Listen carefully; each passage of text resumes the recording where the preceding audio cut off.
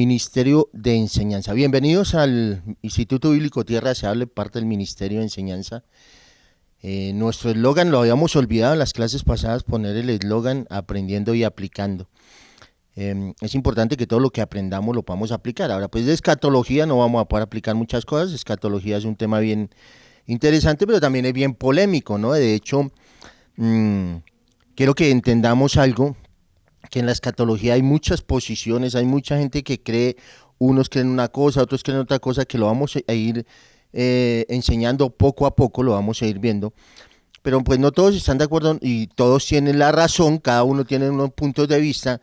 Nosotros tenemos un punto de vista en lo que creemos en cuanto a escatología, pero solo hay una verdad, o sea, que Jesús va a venir y el Señor va a venir por su iglesia. Eso es una verdad, eso si va a pasar antes, si ya pasó, eso no es lo más importante. Entonces, este tema no es para cogernos de las greñas, no es para entrar en discusiones, para decir que alguien es o no es la persona indicada para enseñarla, o que es un falso profeta y cosas de estas, no. Ese es un tema que tenemos que manejarlo, como es un tema de secundario en la doctrina, no es un tema básico y principal de salvación. Pues se han permitido muchas cosas, ¿no? Y lo que queremos es dilucidar conforme a las escrituras lo que Dios nos ha dado.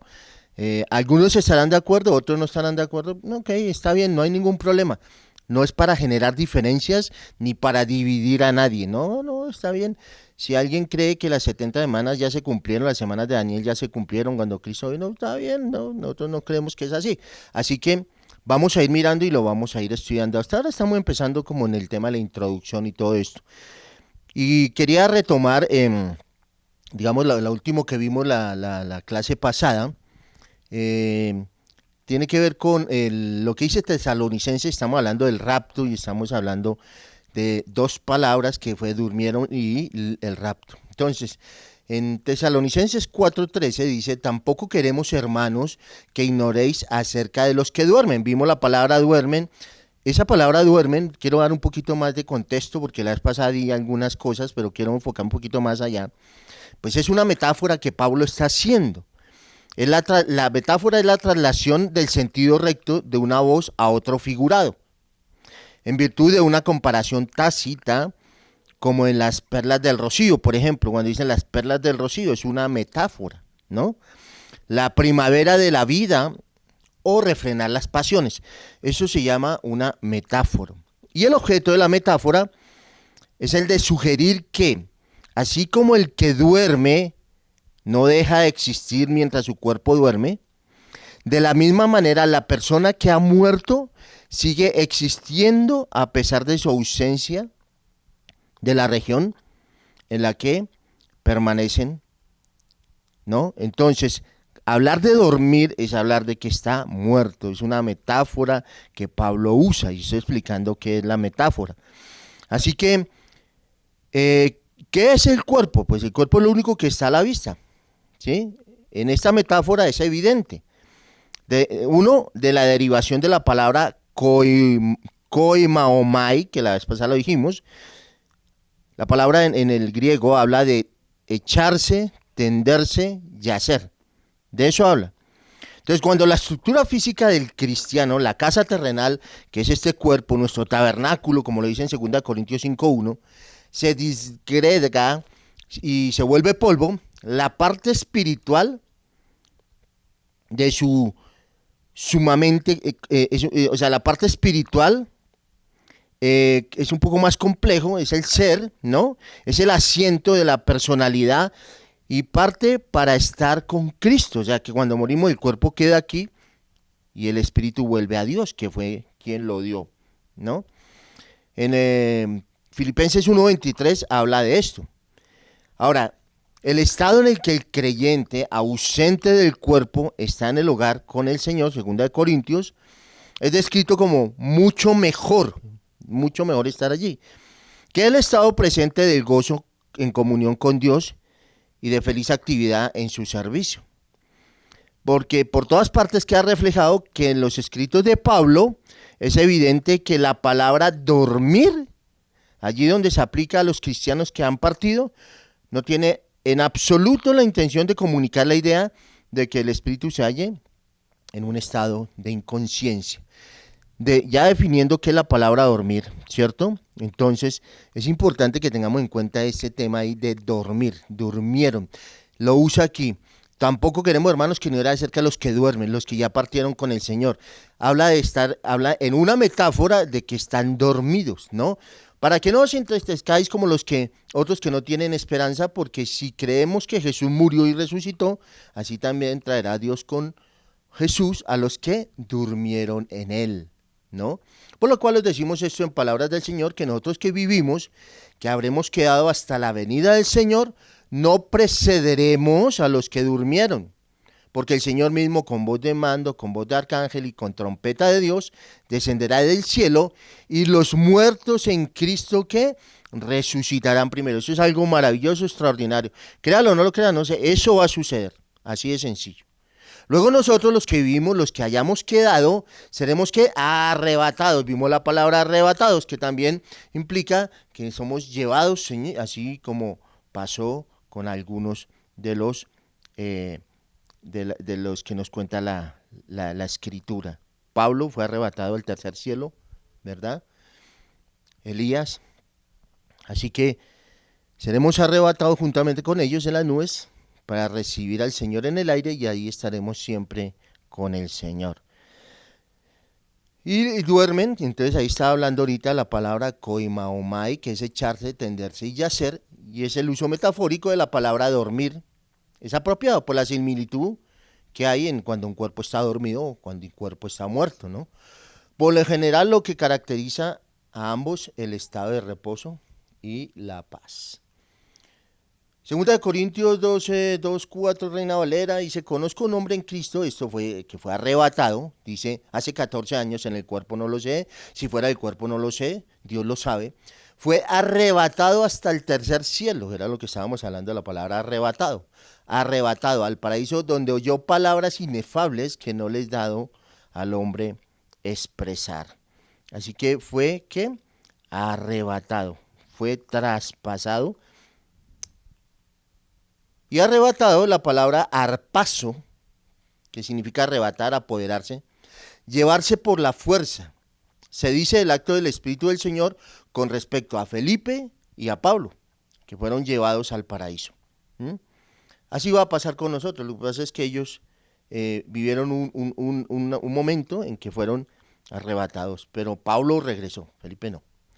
Hechos 8:39, cuando subieron del agua, el Espíritu del Señor arrebató a Felipe y el eunuco no lo vio más y siguió gozoso su camino. Esa es la manera como seremos que arrebatados, arrebatados, apoderados, llevarnos a la fuerza. Es algo maravilloso lo que va a suceder. Todo eso son cosas de escatología, de cosas que sucederán, ¿verdad? En donde vemos al Señor haciendo y cumpliendo lo que está escrito en la palabra. Estos textos nos aclaran que Felipe y Pablo fueron ¿qué? Trasladados a otro lugar, como va a suceder con la iglesia en cualquier momento. Dice, ¿cuándo va a pasar? O sea, ¿hay escrito algo? Sí, el Señor dijo que de la hora y el tiempo nadie sabe. No sabemos, pero está escrito que va a pasar.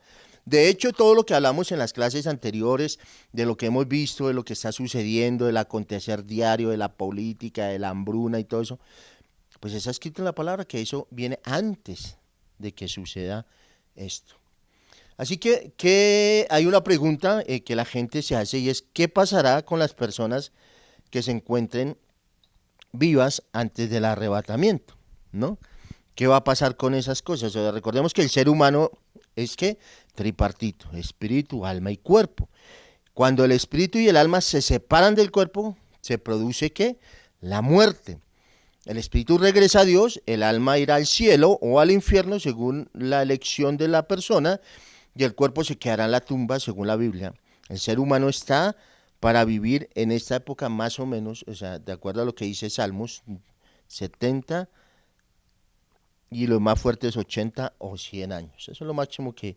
Aunque la gente quiere vivir aquí por la eternidad, la fascina vivir aquí y quieren quedarse por la eternidad, ¿no? Salmo 90:10. Entonces, al ser tripartitos, el espíritu vuelve a Dios, el alma se salva, es lo que se salva, ¿no? Y el cuerpo vuelve a la tierra de donde salió.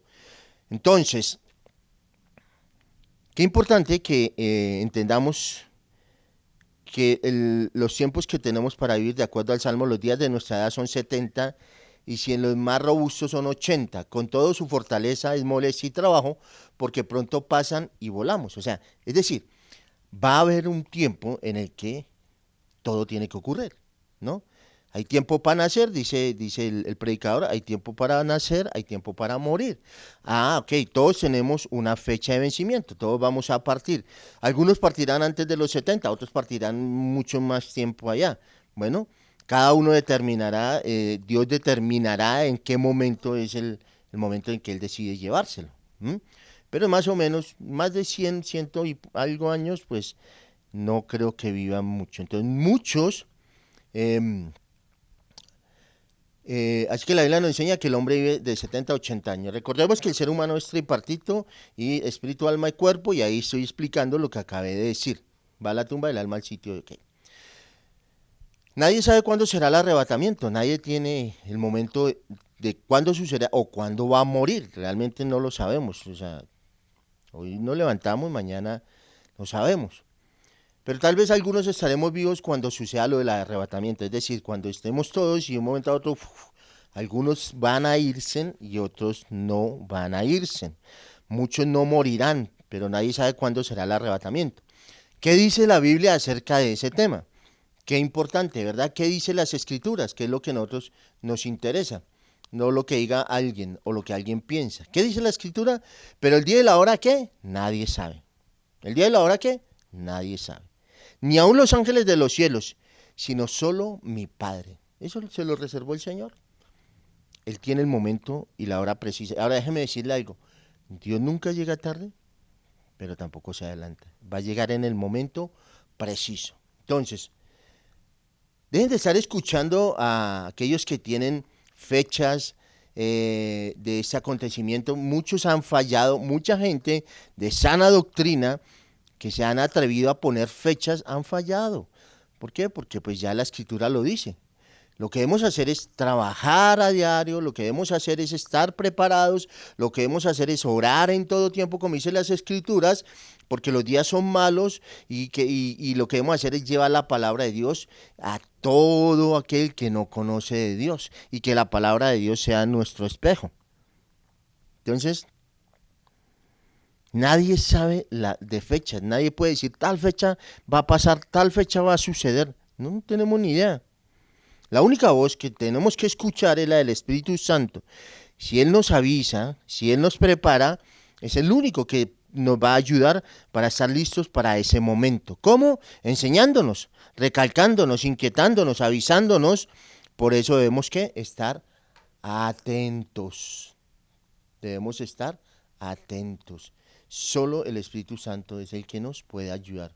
Otra cosa importante para resaltar en el versículo que lo tenemos aquí es, ni aun los ángeles de los cielos.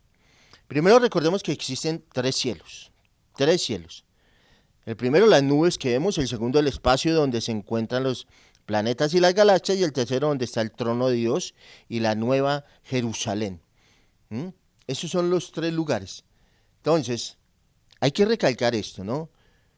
El enemigo de Dios está atento y trabajando. Dice que anda como león rugiente buscando a quien devorar, ¿no? Y trabaja a todo vapor para llevarse la mayor cantidad de personas al infierno. Porque él sabe que le queda poco tiempo. Hoy en día la forma de llevárselos pues es muy fácil. Hay mucha distracción, hay muchas cosas que de espectáculos, de todo lo que tiene que ver con el cine, el fútbol, que lo distraen, nos pueden ir alejando, alejando, alejando. Y nos vamos a desviarnos, ¿no? Nos podemos desviar y tenemos que tener cuidado con eso. Y el enemigo busca cansar a la gente, mantenerlo bajo presión, mantenerlo bajo trabajo, para que no busque al Señor, para que no esté preparado para lo que viene. Todo lo que ocupa el primer lugar en mi corazón debe ser Dios. Todo lo que ocupa el primer lugar en su corazón se llama idolatría. Y si eso está por encima de Dios, Dios no lo acepta. Tenemos que tener cuidado con eso. Entonces, ¿qué es lo que ocupa más tiempo? ¿En qué dedicas más tiempo? Sácale tiempo al Señor, sácale tiempo a orar, sácale tiempo a buscar, a oír su palabra, a escuchar su palabra. Así que Dios está interesado en que entendamos los tiempos y lo que está sucediendo. Y el enemigo también está haciendo su trabajo. El deber de nosotros es enseñar la palabra, predicar el evangelio y buscar que mucha gente más venga al cielo.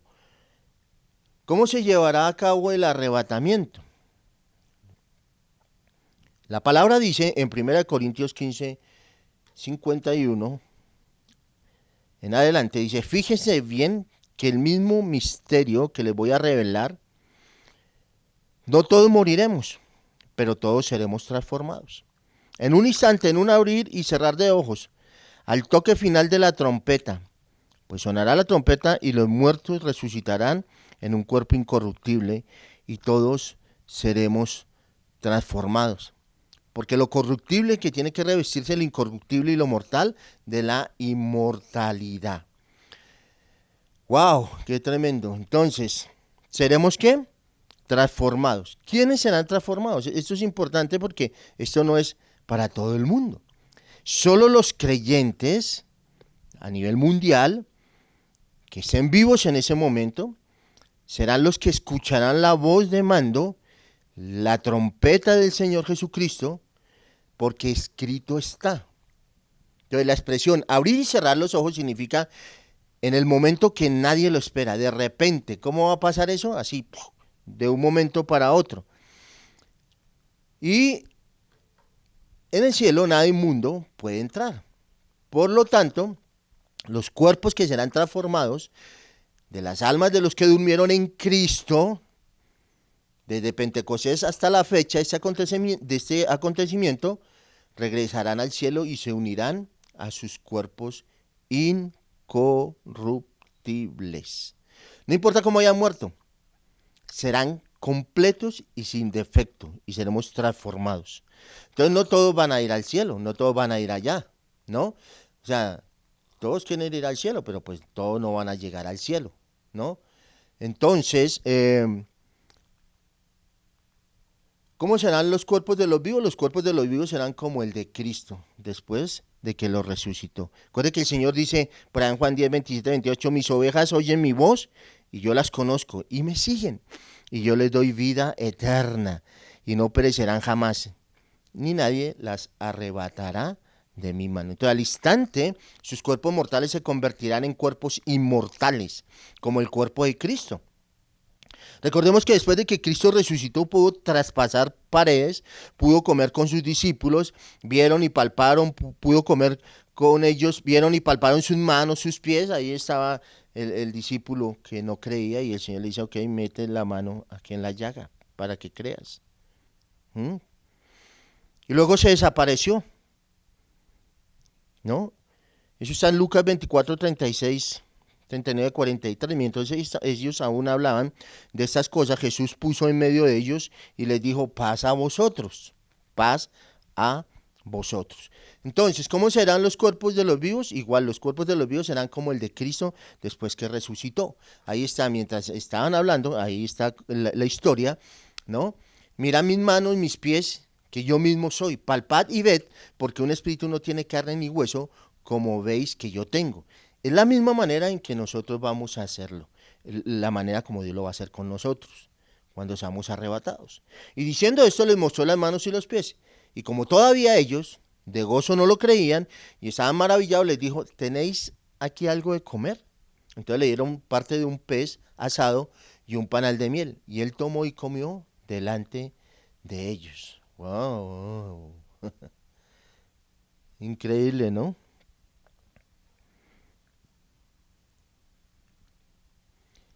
Lucas 24, 30 al 31. Y aconteció que estando sentados con ellos a la mesa, tomó el pan y lo bendijo, lo partió y les dijo.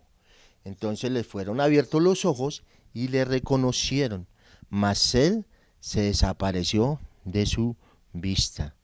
Pero antes de que los muertos en Cristo, desde Pentecostés hasta la fecha del arrebatamiento, resucitarán primero en cuerpos incorruptibles o glorificados, no importa si perecieron o no perecieron de una manera u otra. Hay un tema bien interesante y es que si se pueden cremar los cuerpos hoy o no se pueden cremar, porque alguien dice, no, es que si crema un cuerpo, entonces el Señor, ¿cómo va a ser? O sea, pues ya con polvo, pues imagínense cómo el Señor lo va a llevar. Bueno, no importa, porque hay gente que es cremada, pero hay gente que muere en un incendio, por ejemplo, y si mueren en un incendio, pues es muy difícil, ¿no? Para Dios eso no es difícil, o sea, para Dios no es imposible, Él tiene todo, así que todos ascenderemos a las nubes donde nos esperará. Eh, la iglesia, el novio subirá de acuerdo a la costumbre judía del matrimonio, que luego lo vamos a entender. Allí partirán con Jesús a la Nueva Jerusalén, que se encuentra en el tercer cielo, y esta es la obra del Espíritu Santo. Al instante los cuerpos mortales se convertirán en cuerpos ¿qué? Inmortales, como el de Cristo. Y ahí está, mire, recordemos que Jesús se presentó durante 40 días a muchas personas, entre ellas a sus discípulos, aunque ellos pensaron que era ¿qué? Un espíritu. Comprobar lo contrario, vieron, palparon sus manos, sus pies, consiguieron traspasar las paredes, se alimentó y desapareció de la vista de Cleofas y de sus compañeros cuando estaban cenando en la aldea de Emaús. Así que ahí se demuestra lo que va a pasar con nosotros. Luego todos ascenderemos a las nubes, donde esperaremos al novio. Vamos a ascender no al cielo, a las nubes, ¿cierto? Ahí esperaremos al novio, que es Jesús, nuestro amado Jesús, de acuerdo a los ritos de la ceremonia judía del matrimonio, que lo vamos a explicar más adelante. Si la muerte llega a nosotros o por algún familiar antes del arrebatamiento, pues no debemos tener miedo. Vivamos tranquilos, Dios tiene la fecha de nuestra partida, ¿no? Entonces no hay que temerle a la muerte. Yo no entiendo, mucha gente tiene temor a la muerte. Si ya sabes para dónde vas, a menos que no sepas para dónde vas, ¿cierto? Pero si ya tienes claro que Cristo es el Señor, que Él está en tu corazón y que cuando mueres vas con Él directo, pues no debería haber ningún temor. No tengamos miedo, debemos vivir tranquilos. Tenemos que tener presente que el amor de Dios es tan grande que nos quiere librar del dolor y la maldad de este mundo. Y que la ira que ha de venir sobre los habitantes de la tierra va a ser tremenda. Algunos no van a poder soportar eso, ¿no? No van a poder soportar eso. Entonces es maravilloso, ¿no? Todo lo que hemos hablado hasta este punto, cuando Cristo diga, bienvenidos a mi casa, que es tu casa, el lugar que tenía preparado para vosotros, ¿cierto? Los estaba esperando, ¿no? Y mi corazón debe llenarse de alegría. No solo eso, sino que allí nos vamos a encontrar a muchos que han partido antes que nosotros. Y será una de las bienvenidas más hermosas que van a suceder.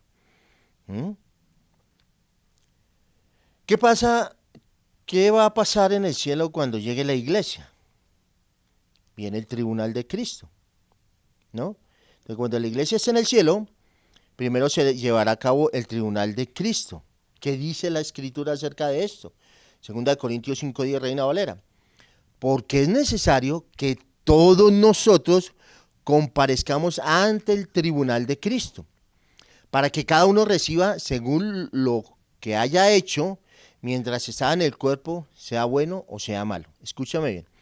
Ese juicio no se trata de salvación, no es que Dios te va a decir, eres salvo o no eres salvo, no, ya tú eres salvo, pero tienes que pasar por el tribunal de Cristo. Es necesario que todos compadezcamos ante el tribunal de Cristo para rendir cuentas, de acuerdo a lo que hayamos hecho mientras estábamos en el cuerpo, sea bueno o sea malo, o sea, de todo vamos a tener que ir y rendir cuentas, ¿no? Entonces no se trata de salvación, pues Dios juzgó, castigó y descargó su ira sobre el pecado o por el pecado de la humanidad en su Hijo Jesucristo. Él fue el que pagó el precio, Él fue el que fue a la cruz del Calvario, Él fue el Dios, el que murió por ti y por mí. Así que ante Dios ya estamos justificados y su veredicto para nosotros es inocente por toda la eternidad. Entonces, este juicio consiste en la evaluación de todo lo que hicimos en vida. de todo lo que hicimos en vida. Desde el instante en que nacimos hasta el instante que morimos, desde el momento en que naciste de nuevo, que recibiste a Jesús como tu Señor y tu Salvador, hasta la muerte. Vamos a ir uno por uno ante el trono del Padre y de su Hijo amado y escucharemos su veredicto. Todos, absolutamente todos los creyentes seremos recompensados.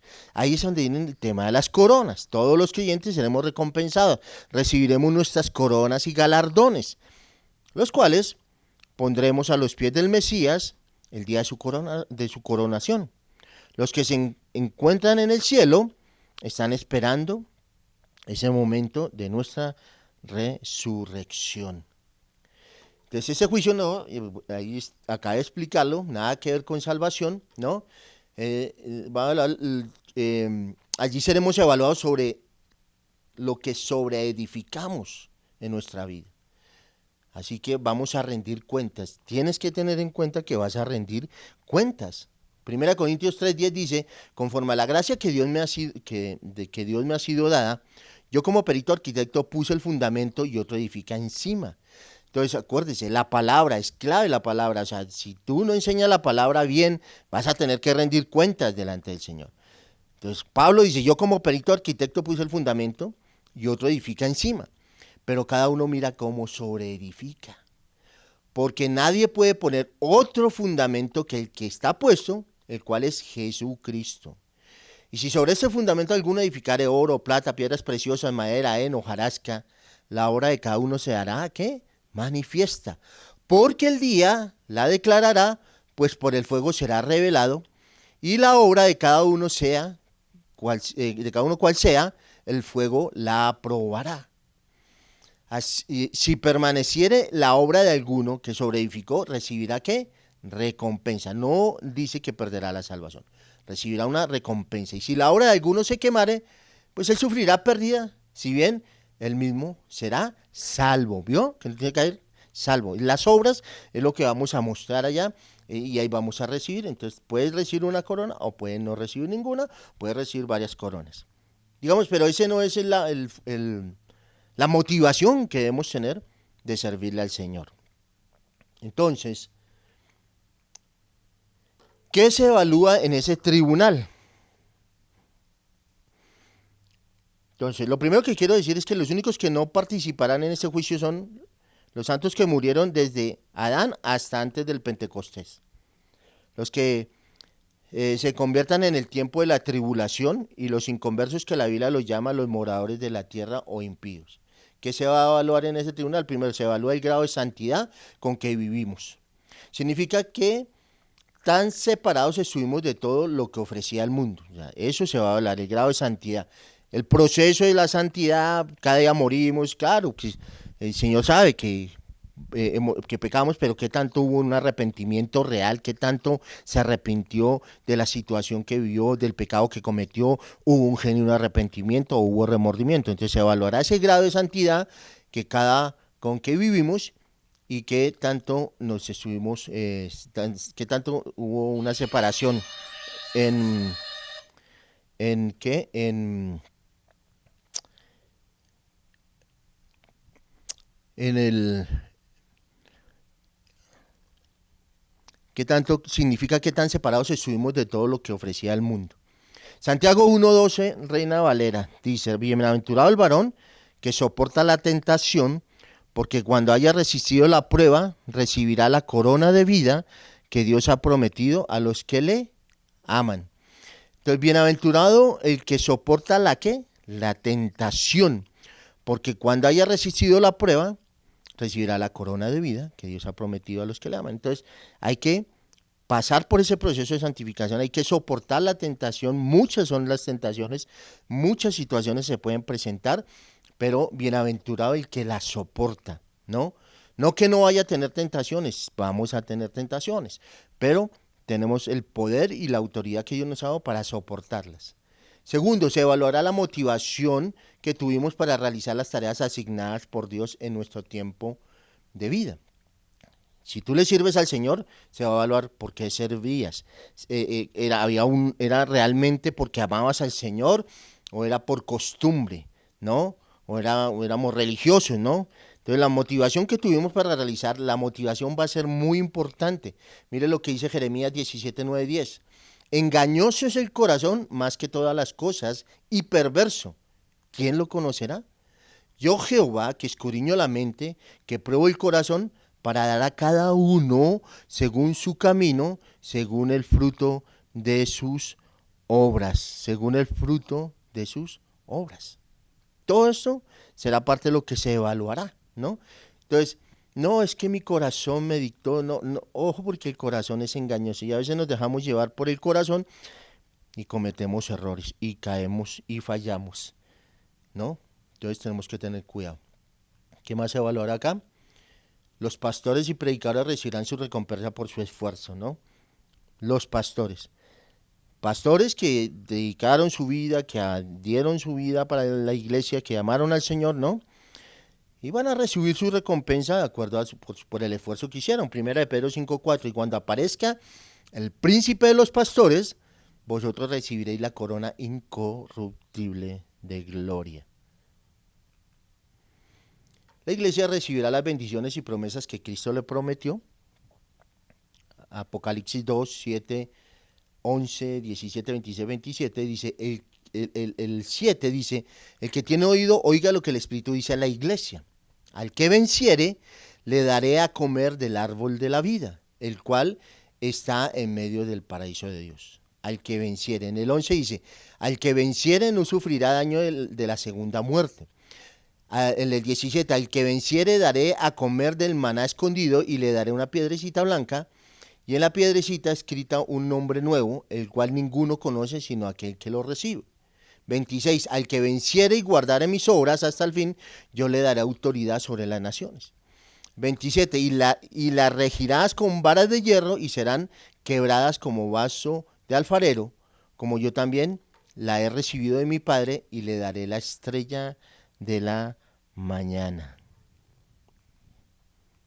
Ahí están las recompensas. Apocalipsis 3, 5, 12 al 21. El que venciere será vestido de vestiduras blancas y no borraré su nombre del libro de la vida. Y confesaré su nombre delante de mi Padre y delante de los ángeles. Yo lo haré columna en el templo de mi Dios y nunca más saldrá de allí. Y escribiré sobre él el nombre de mi Dios y el nombre de la ciudad de mi Dios, la nueva Jerusalén, la cual desciende del cielo de mi Dios, y mi nombre nuevo. Y le daré que se siente conmigo en mi trono, así como yo he vencido y me he sentado con mi Padre en su trono. Esas son las bendiciones que recibirá la iglesia, las promesas que Dios ha hecho las vamos a recibir. Muchas promesas las recibiremos allí, como lo vemos ahí, ¿no? Apocalipsis 21:7 dice, el que venciere heredará todas las cosas y yo seré su Dios y él será mi hijo. Dese cuenta que hay algo acá que se repita, el que venciera, el que venciere. Hermano, venimos aquí a vencer y cada día que logramos superarnos, que logramos pasar pruebas, pasar dificultades, cada vez que somos sentados y vencemos, pues al final vamos a recibir una recompensa. Bien que recibimos una recompensa acá, pero también al final vamos a recibir una gran recompensa, ¿no? Que es todo lo que el Señor ha prometido para nosotros. Apocalipsis 1:6 dice, y nos hizo reyes y sacerdotes para Dios, su Padre, a él sea la gloria e imperio por los siglos de los siglos. Amén. Dios nos hizo a nosotros, ¿qué? Reyes y sacerdotes. Reyes y sacerdotes. ¿Para quién? Para Dios, ¿no? Entonces, allí veremos la mano de Dios, Dios estará con nosotros, Dios nos guiará y nos ayudará. Pero, ¿sabes? Estamos pasando por esta etapa. Entonces, tenemos que entender los que durmieron y los arrebatados. Y va a venir un momento en que la iglesia va a ser arrebatada. ¿Cuándo va a ser? No lo sabemos. Luego vamos a ver las diferentes posiciones que hay acerca de este tema. Pero como les digo, ese no es un tema para pelearse, ni para discutir, ni que si es que el falso, que no. No, ese es un tema maravilloso porque habla de lo que vendrá para aquellos que hemos creído en Jesús y que sabemos que Él no nos falla, que su palabra es fiel y que Él se mantiene con nosotros. ¿Quiénes no van a participar de este juicio? Bueno, pues Los santos que murieron desde Adán hasta antes del Pentecostés, que lo acabé de decir, ¿cierto? Porque Cristo no había venido y ellos no habían nacido de nuevo, ¿no? Ellos están esperando esto. Los que se conviertan en el tiempo de la tribulación, o sea, durante la tribulación, hay gente que dice que la iglesia no va a pasar por la tribulación. Bueno, creo que la escritura nos dice que sí va, algunos serán arrebatados, no todos, algunos van a pasar por la tribulación. El Espíritu Santo estará allí para ayudarlos porque el Señor prometió que nunca nos dejaría ni nos abandonaría, pero durante ese tiempo mucha gente va a convertirse al Señor. Los inconversos, que la Biblia los llama los moradores de la tierra, y su corazón siempre estuvo separado de Dios. Estas personas no van a participar de este juicio, ellas estarán en otro juicio que es totalmente diferente. Así que hasta aquí llegamos con la clase número 4. Todas las preguntas, todo lo que ustedes quieran, recuerden, estamos ahí en el stand del Ministerio de Enseñanza cada domingo, ahí los esperamos. Por favor, pase por allí, si tiene inquietudes acerca de la plataforma, si tiene inquietudes acerca de las evaluaciones que se hacemos, si tiene, inclusive si tiene cosas para aportarnos, errores que hemos cometido, fallas, todo eso estaremos dispuestos a oírlo ahí en el stand del Ministerio de Enseñanza. Ahí está Julio, yo voy a estar en algún momento, voy a estar ahí también, ahí están los maestros, aquellos que les han dictado clases, van a estar ahí, y cualquier pregunta, inquietud teológica en las que le podamos ayudar, estamos para servirles. Ha sido un tiempo de bendición, este es un tema maravilloso.